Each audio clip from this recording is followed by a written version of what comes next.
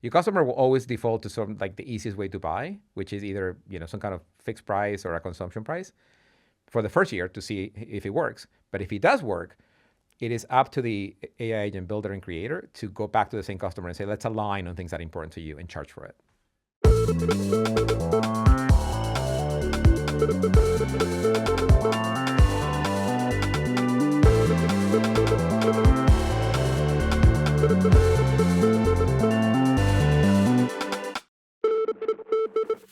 Greetings.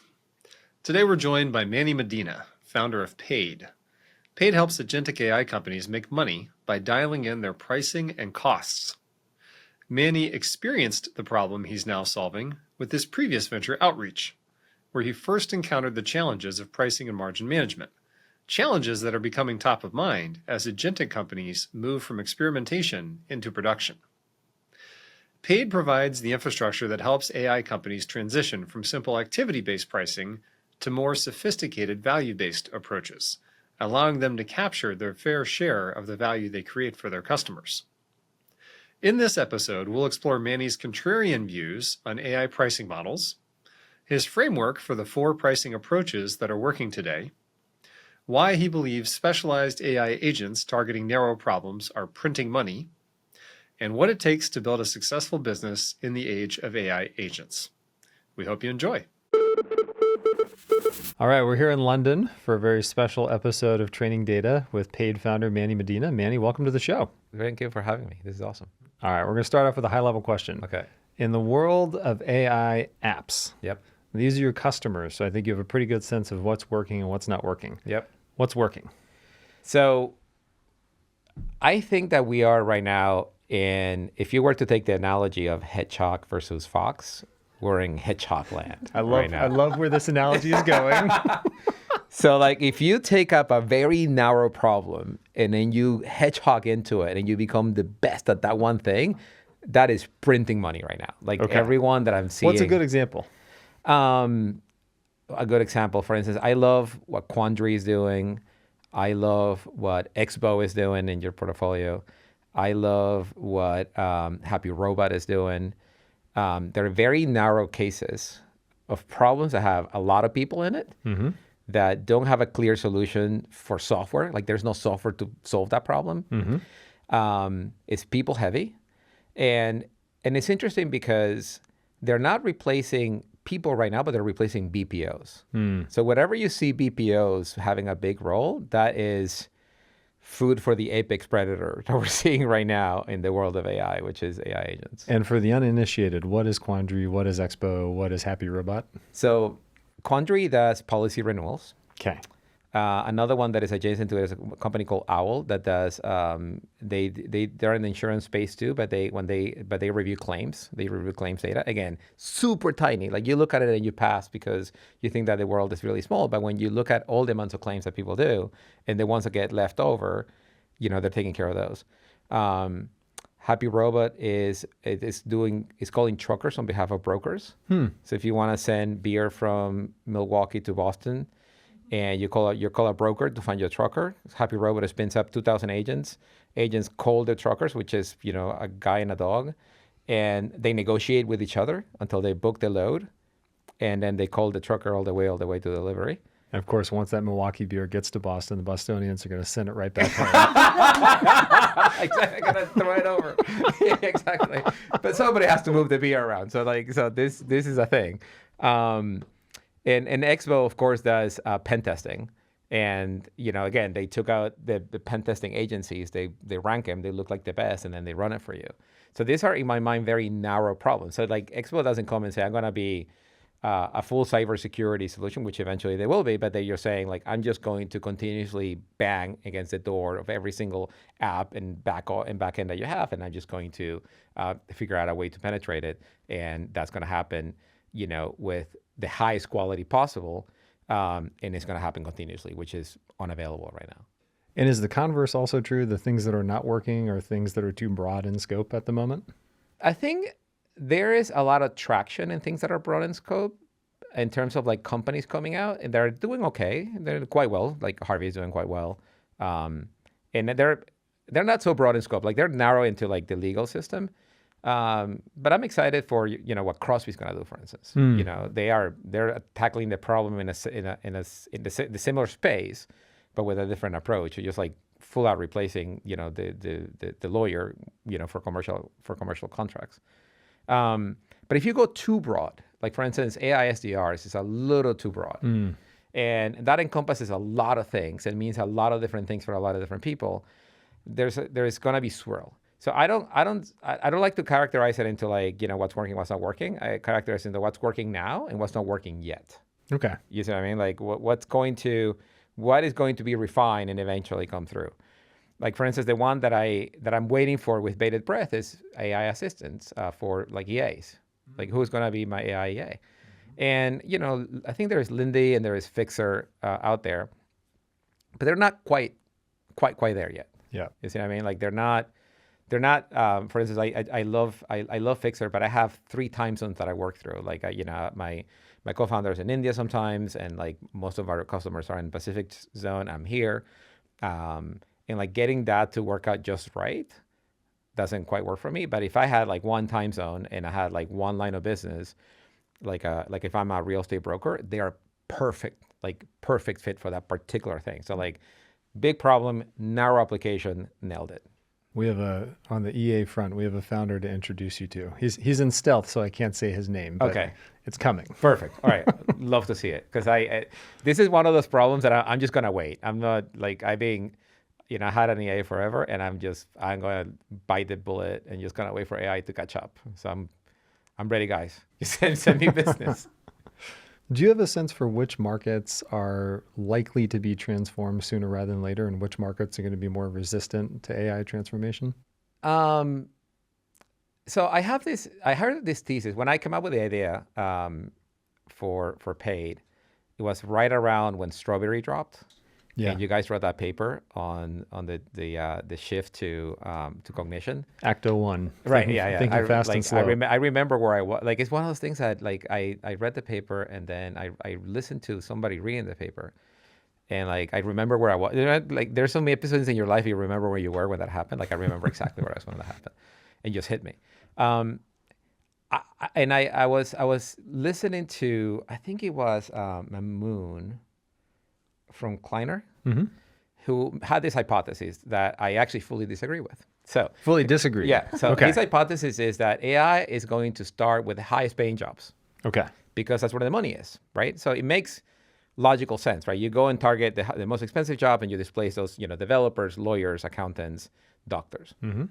I actually disagree with that hypothesis. I think AI is the highest paid people will buy AI as a side thing and ditch it with the same regularity that they ditch other things in their lives. I think AI is going to stick the landing where it actually takes over our role fully that nobody else wants to do. So for instance, nobody wakes up and wants to be an insurance actuary or an insurance adjuster. Our partner Rulaf Bota would beg to differ. Yeah, perhaps the only licensed actuary in the world of venture capital. All right, so I'm sure there is an exception to that, but these are jobs that are hard to backfill. Yes. So when Quandary does this policy renewals, people they're replacing people that are exiting the business and they're not filling it back on, right? Yes. The same thing where nobody wants to wake up and work for a BPO banging out the phone. They do that job for 6 months on the way to a different job. So the turnover in these jobs are really high. So what I'm observing from my end is that the companies that are doing really well are addressing pools of labor that are either disappearing because of retirement, or they want to do something else. Yes. Or they're run by BPOs. Yes. And in that segment, I'm seeing a lot of stickiness. I'm seeing a lot of expansions. I'm seeing a lot of growth and really good economics. Yes. Like I can charge whatever I want. My upper bound of my price is the labor cost. My lower bound of my price is my margin. And people are going to town on that. So in terms of people are experimenting with outcome-based, et cetera, that's where I see the majority of my traction. In the broader application, the reason I disagree with the rich job replacement is because everyone is going to go there. You see what I mean? If OpenAI needs another source of revenue or Anthropic needs another source of revenue, they're going to go after lawyers and accountants. Why? Because it's hard and they pay a lot and they buy everything. So I feel like that market is going to be hot for now, and then it's going to be super competitive, and then you're going to have a lot of people in it.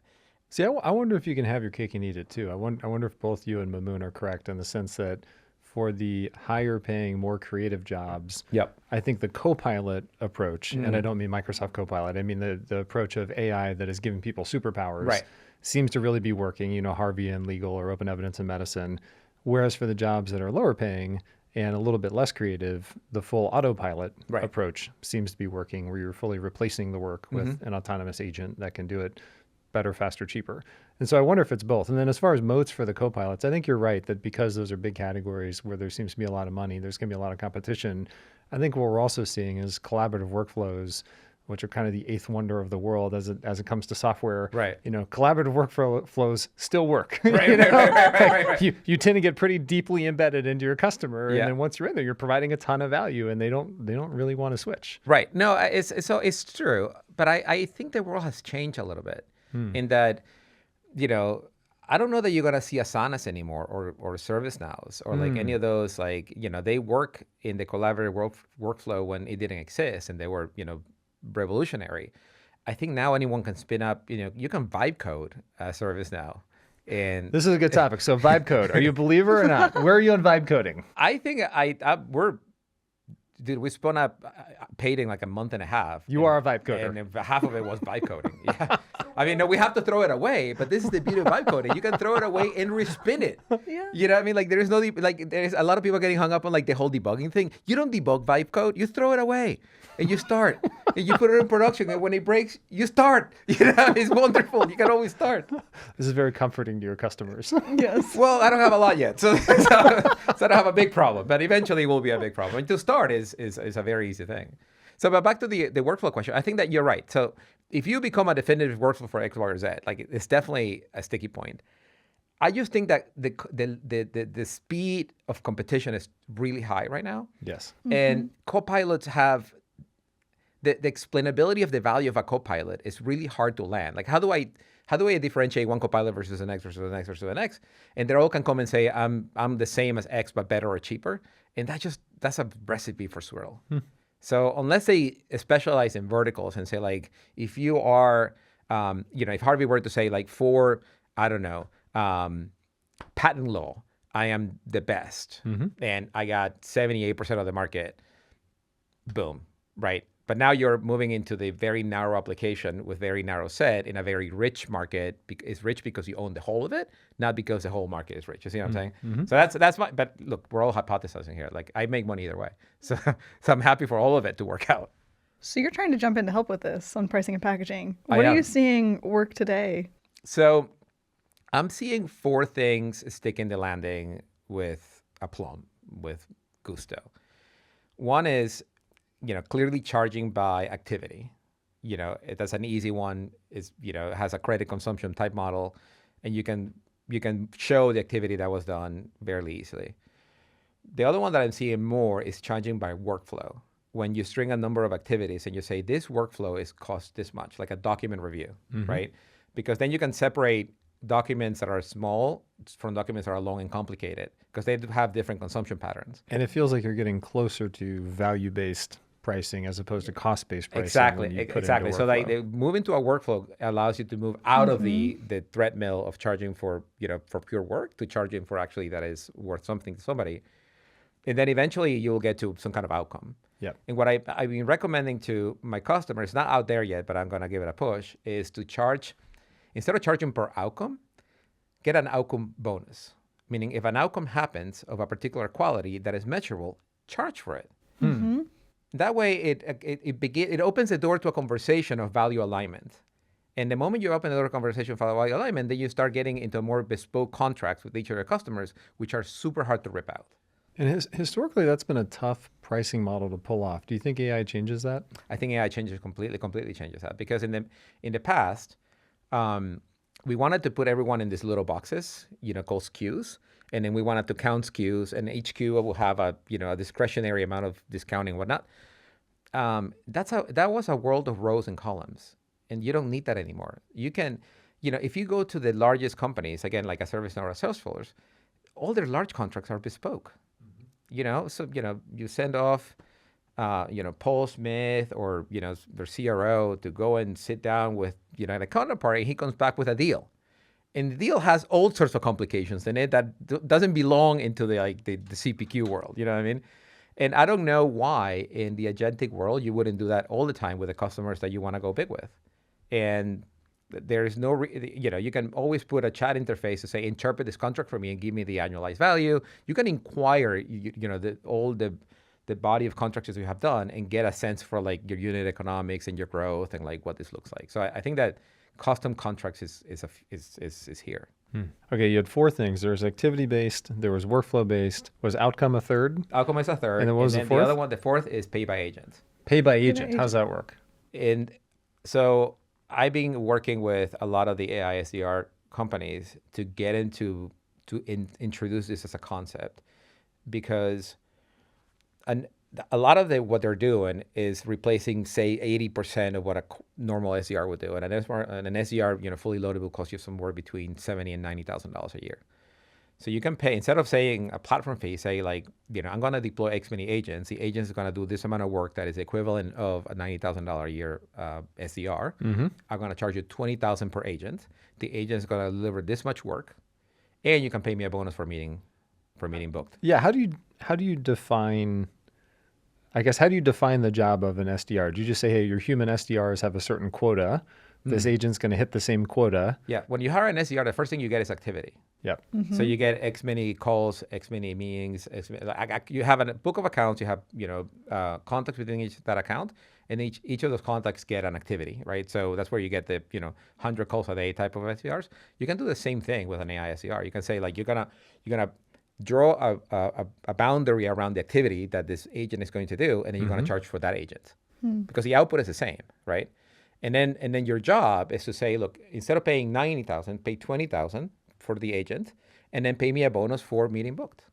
Pay me a bonus for opportunity to close one, which is very similar to the equivalent of hiring, which is the hiring of a human in the flesh SDR, and you get to dip into the headcount pool of budget as opposed to the tools pool of budget. So you're not in the RevOps purview in terms of like where my budget is coming from.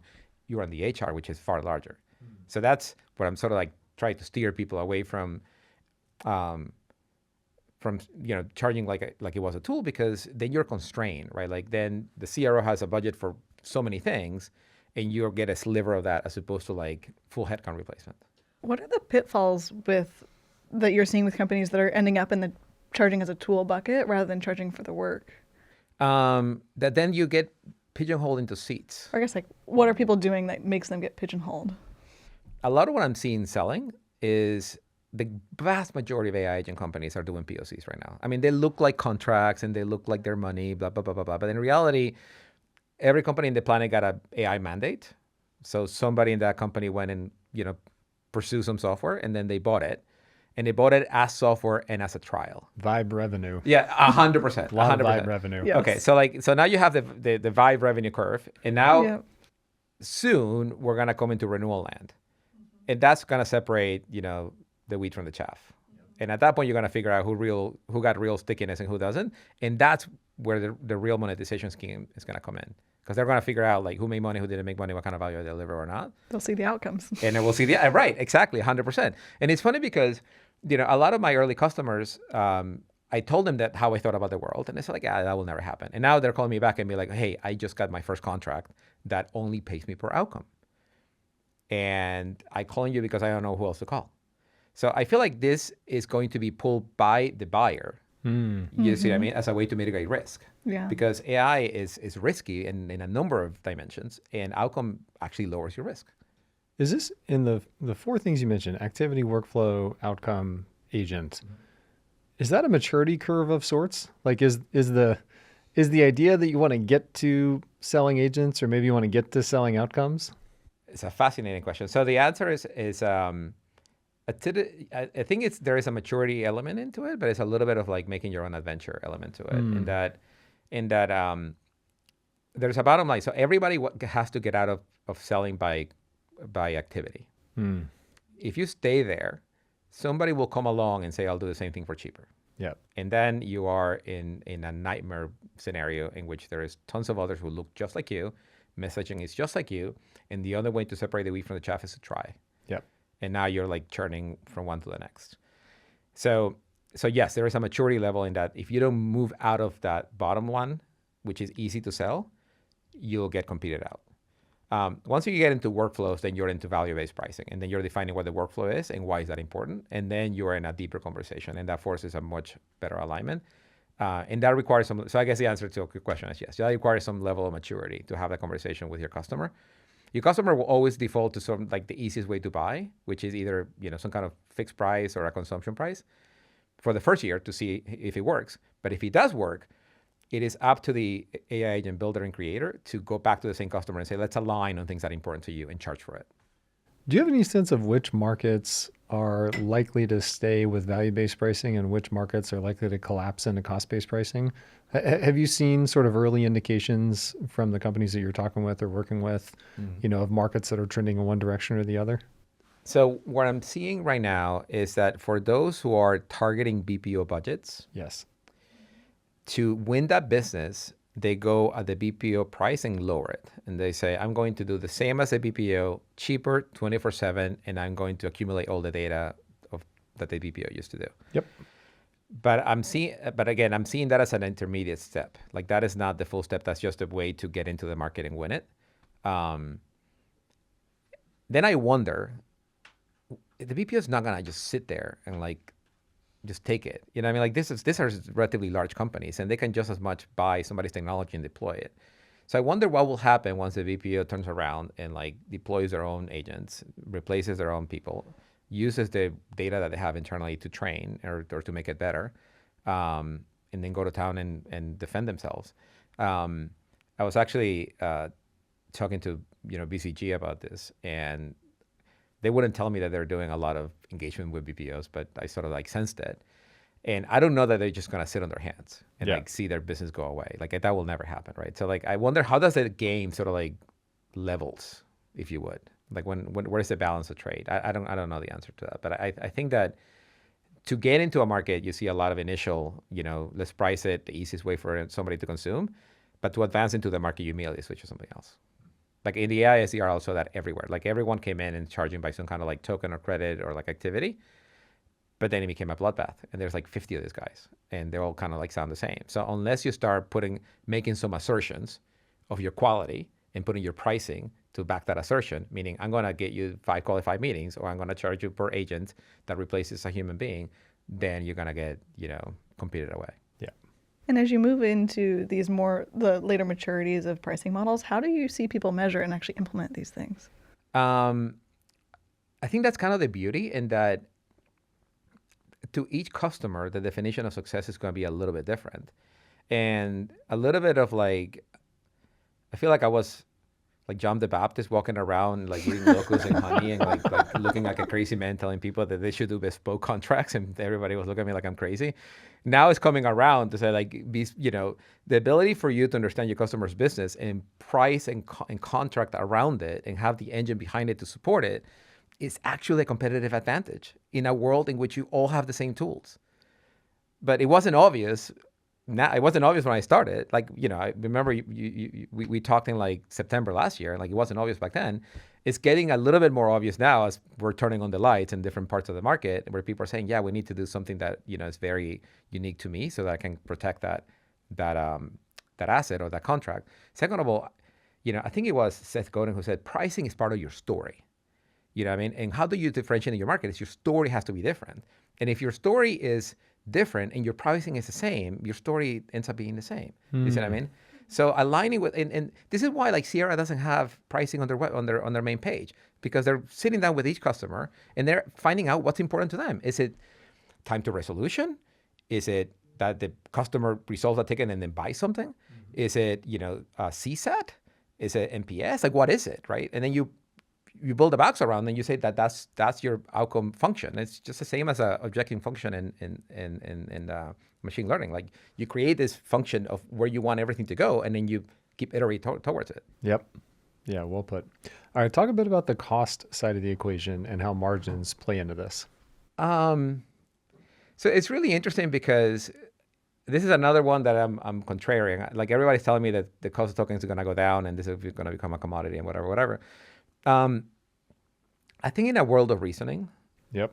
where is inference time compute worth more than training time compute, I just don't see how at least in the immediate future, I just don't see how the token price goes down, because you're going to require like deeper level thinking. So what the problem with agents right now is that you sort of like workflow them, right? So you go to line graph and you put your boxes and what each does, and like you string them together. But the fundamental problem with that is that if you have a hallucination at the very beginning of that chain, you're screwed. Like you have all sorts of like bad activity happening all through. Yeah. And like there's no amount of eval that is gonna like rescue you out of that. So like the better way to do it is to have the model do most of the work. You see what I mean? As opposed to have like these little boxes of work.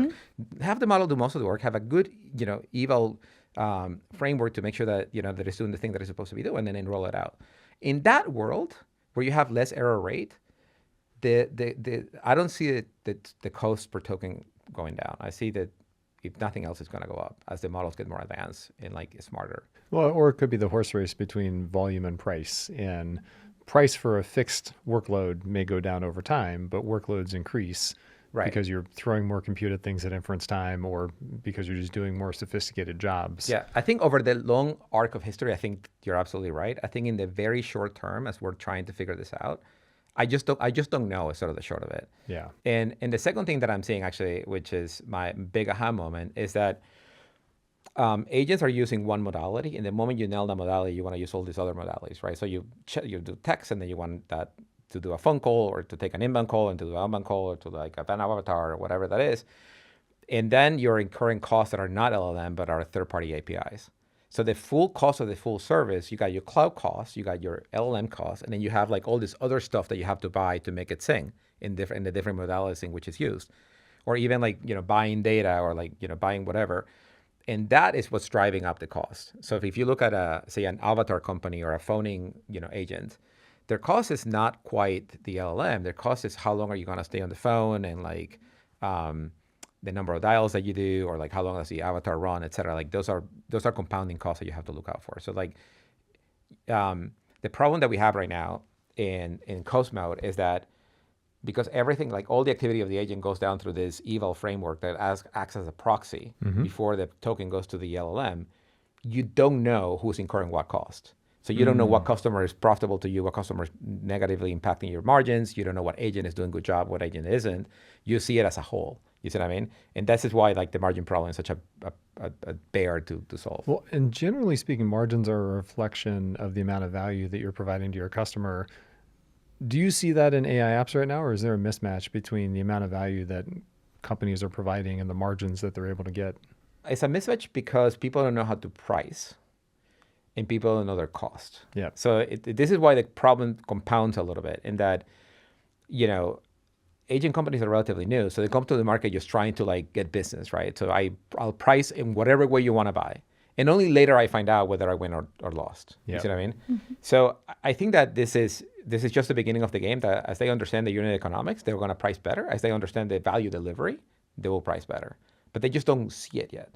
So for instance, we built this thing in Paid that, we look at an activity or a workflow, and then we make this call to the service that tells us what is the human equivalent of the same work in what country, right? So, if the work is kind of hard, it looks up the type of work, how much would that person make per hour, and how long does the work take, and returns a value. So we give our customers this little bit of pricing guidance that says the human equivalent of the same amount of work is this. You can price up to that point. You see what I mean? Or at least use that to go and say, I need an increase in what I'm getting paid because this is actually pretty expensive. But without that, it's kind of tricky. And it's not like you have Simon Kucher or like Price Intelligence alongside you, guiding you all along, right? They come in once a year and then they peace out. You're left holding the bag.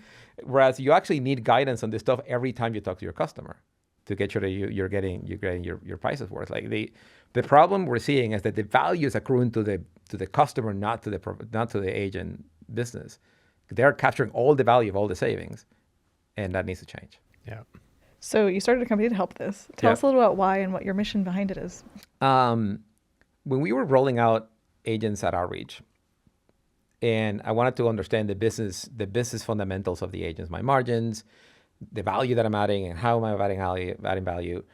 the underpinning software supporting me was not helpful, was not built for a world in which pricing needs to evolve, where the agents are delivering more than just, bits and bytes, to delivering these full outcomes.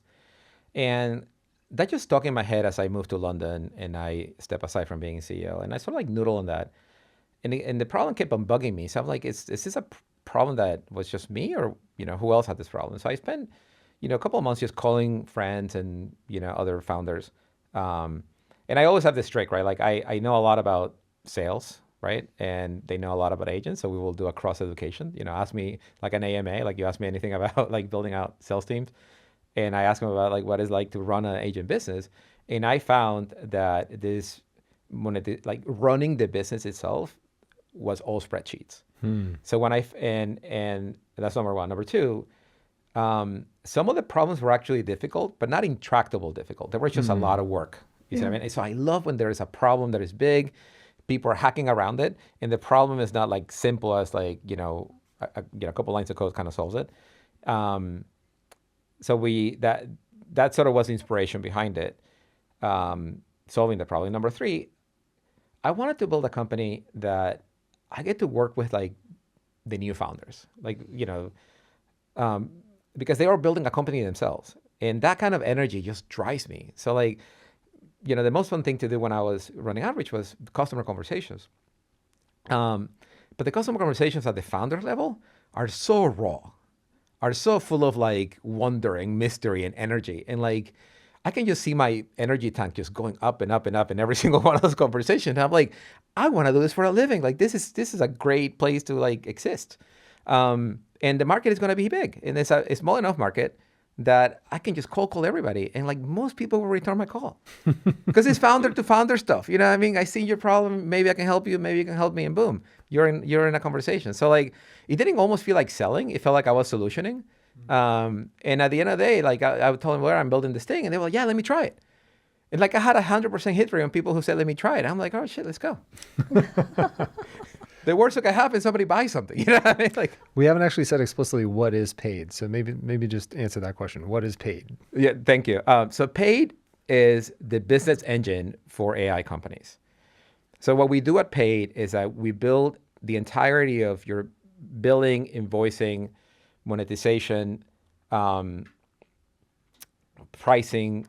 Even at this point, we're doing collections, revenue recognition. So the entirety of your vendor management, margin management. So the entirety of the back office you need to get your business up and running, to understand the unit economics and run your business.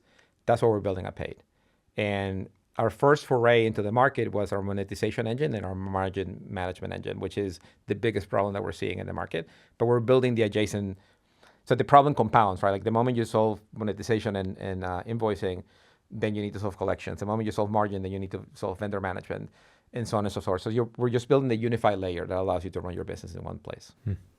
How much of what you learned at Outreach transfers directly to building paid, and how much is new? The human aspect is the same. Building teams is the same. Inspiring is the same. Selling ahead of capability is the same. What's new is how savvy the world has become in terms of company building. I think you made this joke in our podcast that you look at an AI agent company, you take the hood off, and it's just building a company. Yes. And the building company part has gotten so much smarter. Like everyone that I talk to is way more advanced than I was at the same stage in my building of Outreach, where people have seen, what happened in SaaS, the whole arc, and they're building completely differently. I was going to say, is that a good thing or a bad thing? Because I think the positive case would be people are better informed, they're just making better decisions, and they're expediting a lot of the aspects of building a company that are not unique to their specific company. I think the negative case would be that people are blindly pattern matching and not understanding the causal determinants that actually lead to healthy businesses over time. Do you think it's more the former, it's a good thing, or more the latter, it's a bad thing? Maybe somewhere in the middle, case dependent? To be frank, I haven't stopped to think about that particular question. But if I were to put a qualifier to it, I think that the initial conditions are different. Meaning they're starting from a point in that I'm going to keep the company small. I'm going to own more of my destiny. So Yep. we're going to raise in a different way. We're not going to be growth at all cost. I've seen it from several founders already that they take more time honing in who their ideal customer profile is Yep. and making sure that they scale that versus scaling everything. Yep. So when I started Outreach, I was always trying to figure out what are the edges of my market, who should I be selling to, and it turns out I can sell to everybody, and that actually makes the problem worse, right? Because I can sell to a startup, I can sell to a very large company, like Adobe was one of my earliest customers, as much as I can sell to the Hillary campaign, as much as I can say to a repo company. They all have communication problems, they all have workflow problems, but they all have completely different ways of getting to them, honing in the product for their particular solution. And it was really hard for me to let go. And I sort of like wallow in the sea of business that I had from every walk of life, where if I were to relive my company, I would like really hone it in with intention and say like, okay, so what does make Outreach $1 billion, run rate company? And then like stack from there. I'm seeing these new founders coming with that point of view. I'm like, what is the narrowest profile that I can sell without a lot of friction, and then going up from there. Now, the problem with that is then they may be restraining their ICP. You see, I mean, they may not be experimental enough to grow the company to from single product to multi-product to platform. Yeah, but quality tends to scale, right? If you really nail it for a small audience, agree. and you can start compounding from there, that's probably better than being mediocre for a big audience. 100%, and like it just makes life more fun. Yeah. Because your roadmap is a lot clearer. Yeah. Your tickets, they all look the same. So like the scaling of all the other operations is actually easier when you have one type of customer that you're serving with excellence. And then you get known, the word of mouth gets bigger, like all that happens more organically. Again, like I wish I knew that, when I started Outreach, and it was faster to like, all right, let's narrow, let's stay super focused on these two things or one thing. All right, Manny. So how does one get started with paid? So it's a great question. We are now onboarding manually to make sure that we have all the pieces dialed to your business. So you apply, and there's a short questionnaire. It's like, monetization margins and, what breaks you in. We'll schedule a conversation for onboarding. And the beauty of being an early stage startup is that all the onboarding is done by me and my small team. We make sure that we're capturing your agent work correctly. We're making sure that we're guiding you with best practices because we understand the market. At this point, we've seen pretty much everything under the sun. So we understand your market, how you should charge, and give you a few ideas. Get your invoicing trail going, get your margin trail going, so you have visibility into how you're making money, and we'll be a short call away at all times. So just apply, make sure that you have an agent business and some customers, and then we'll take care of you from there on. And what's it like to be part of your team? Maybe what words would you use to describe the culture of paid? I know this is super trite, but the first word that comes to mind is fun. And the reason it's fun is because we're serving an industry that in itself is fun. Like, everyone that I talk to that is building agents out there, like they can't believe they're doing this for a living. Yeah. They can't believe they're like these are like, what a time to be alive. what a time to be alive. Like they're doing stuff and they're getting paid to have fun. So like all our conversations are super fun. Like nobody, I remember when I was in SaaS, there's a lot of people who were stressed out, and there was all this milestones and whatever. So maybe because everyone is early stage right now, so there is not a whole lot of growth rounds happening. So nobody has like a number that they have to hit or like an efficiency they have to hit. But everyone is just like enjoying the discovery. So it's a little bit like that book from Bezos of like Innovate and Wonder. Like everyone is like innovating and wondering, like living the art of the possible with like models improving every 7 months. Like you have a new toy to play with like every 7 months. I think the ability, so this is understated, the ability to vibe code an idea, to just at least show how it works and then actually build it, has made the iterations and the conversations so much faster. Like, you can just like say like, we think we should build this, or I have a lot of energy around this thing, and you can just write it and you can see it work and you can tweak it a little bit and then present it in front of everybody and sell it like you're selling internally to another person. So this ability for us to be brass tacks in terms of like what we're building, for whom we're building, being so small and getting so much work done in a small team, and being so close to our customer because we're early, it's just fun. Very cool. I think that's the best word to describe it. Very cool. Love it. All right, let's jump into the lightning round. You ready? All right, let's do it. All right, question number 1. Who is on your Mount Rushmore of founders? Jeff Bezos for sure. Okay. He's a big name founder in my life. I have a lot of friends that are founders. I just really, they really inspire me. Like Todd Olson from Pendo. He's a great founder that I just find he's a great human being as well. I really like what Sam Altman has done with OpenAI. I think like the ability to just push out innovation with regularity and be a showman in the world. I think it's something that I aspire to be. The Collison brothers are really special to me because they're so voracious in their appetite and their reading and how they think about the world that, they're so, even though they're very young, they're so wise that I really look up to them. Awesome. What's one piece of content that every AI founder should read? I've been thinking about this one a lot because the thing that changed my perspective in AI is actually a very old book about a statistical natural language processing that it was written by a guy called, his name is Rich Manning. It was mandatory reading at Stanford computer science program on the natural language program course. I don't know that it is anymore because it's so old. But it's like one of those like oldie but goodie kind of thing where they tell you how to, how a Markov chain works, how, the length of the look back and look forward to try to predict the next word. It's like the early days of machine learning. And a lot of the stuff that we're doing right now is still based on this statistical approach. Yep. So I know that, a lot of advances have been done and like we now, cut tokens in many different ways and optimize in many different ways. But I feel like if you don't understand where it all came from, I don't know that you're going to get where it's going. So that book it's actually not a hard read, even though it sounds like a hard read. It's a fairly easy read. It's written in a fairly, normal and accessible way. And I can't believe more people haven't read it yet. What AI product can you not live without? Oh, Perplexity. That's an easy one.